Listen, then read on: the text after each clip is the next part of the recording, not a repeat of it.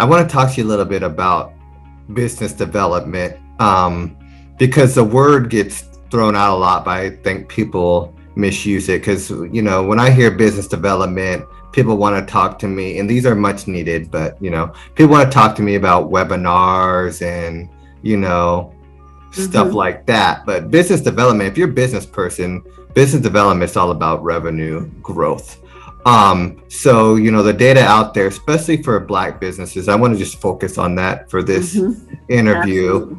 96% of Black businesses are sole proprietorships. That means only 4% of Black businesses have a single employee. So we hear all these stats about, the number of Black businesses is growing, but they're not scaling. So what do you think it's going to take to really get Black businesses to scale?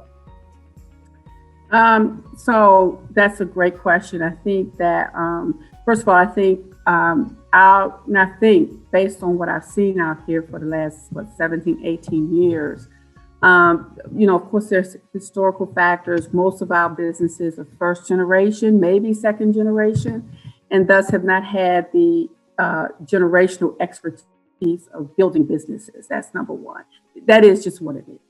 I think more importantly, there's a difference. I always say there's a difference in being an entrepreneur and a business person. All entrepreneurs are not business people.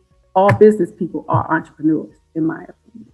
And so I think we have a wealth of entrepreneurs out there, but not a wealth of business people who are entrepreneurs. And so many times our Black businesses start with what they know, or they have an idea. They have no really plan to grow a business. And then I don't think they understand what scaling means. So, there's growth and then scale. So I can grow my business. I can hire a few employees. I can build my business to $1 million. But if I really want to scale, that really speaks to revenue. And you have to be able to say, hey, I want to grow 20% year over year for the next 5 years. And at the same time that you're growing your revenues, you have to operate efficiently because you want to reduce your cost, right? So that's really what scaling is. And I don't think I don't think our community understands what that means. So a lot of times, some of my clients who are scaling, they have a plan. First of all, they have a plan. They know that they need resources. They try to build a team, which is a gap that we see quite a bit. It's just the leadership, having leadership, because what got you here where you are today as a business may not get you where you want to be. And that goes for your leadership, your team as well. So the team you have today may not be the team to get you the 20% revenue year over year. And I think, it comes down to education, and technical assistance. People who can really roll up their sleeves and help the companies. And I hear you, Henry, about the webinars. One of the things we did when I first, we first got the center years ago, because I had not played in this space. I really looked out on the horizon and said, okay, so what's out there? What is out there? And trust me, 15 years ago, as today, there was no lack of training programs and places that people could go. But what we didn't see was the expertise to help companies implement.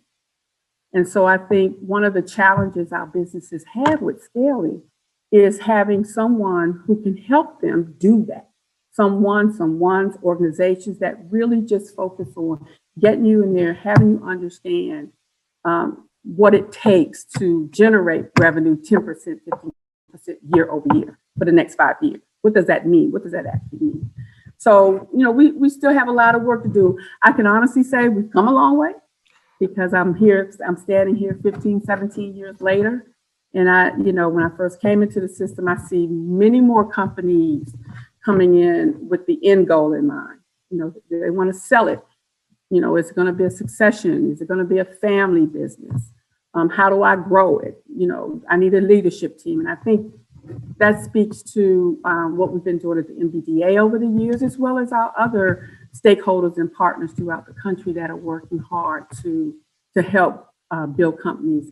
And there is a difference between business development and, capacity building, just like and they kind of go hand in hand, because you can have business development where you're looking for revenue, but then you can develop your business internally as well. So that's why I tend to use capacity building and infrastructure when I'm talking about how you're going to get to the business development if you don't have the internal capacity. You don't have the leadership team. You don't have the technology. We'll talk about that, I'm sure, later. You don't have the technology. And of course, more importantly, you need the capital.